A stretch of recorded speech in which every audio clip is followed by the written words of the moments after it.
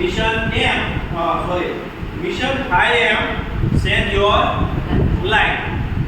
એટલે કે તમે 5 વસ્તુ કરો તમે તો તમારું જે જીવન છે કેવું થઈ જાય, બદલાઈ જાય. બરાબર.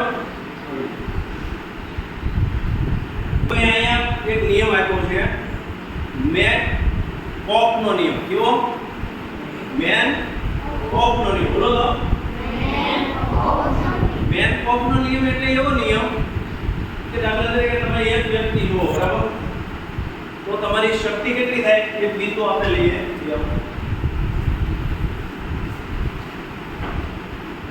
આ એક બિંદુ તમારે, બરાબર, તમે પોતે કામ કરો તો શક્તિ એટલી.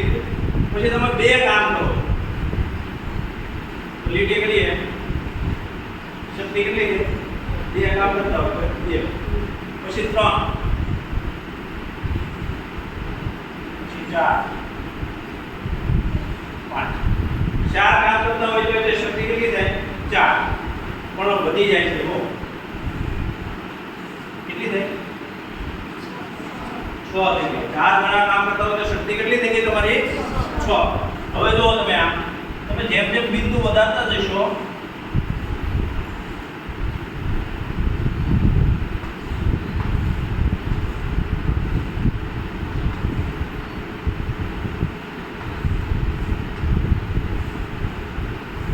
એટલે કે તમે જેમ જેમ વ્યક્તિ નો તમારી નીચે કામ કરવા વાળા હોય, મારો કહેવાનો મતલબ તમારી નીચે જેમ જેમ કામ કરવા વાળા હોય એમ તમારી શક્તિમાં શું થતો જાય છે?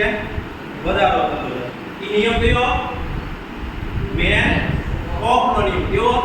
જો અહીંયા આપ્યું છે.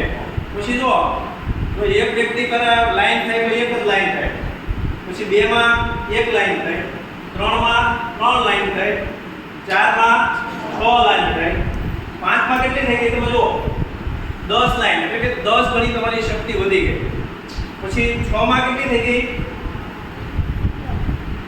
15 થઈ ગઈ. કેટલી થઈ ગઈ? 15. પછી 7 માં ડાયરેક્ટ કેટલી થઈ ગઈ? 21 થઈ ગઈ. એટલે કે તમારી શક્તિમાં કેવો થતો જાય છે? ઉત્તરોત્તર વધારો થતો જાય. તમે જોશો 8 લાઈન જેવી થાય એટલે તમારી શક્તિ કેટલી થઈ ગઈ? 28 ની શક્તિ વધી ગઈ. તો તમારે કમ્પાઉન્ડિંગ કરવાનું છે કે તમારી નીચે જેટલા કામ કરે તો એમ તમારી શક્તિમાં વધારો થશે. બરાબર. ચલો હવે બીજું લઉં છું.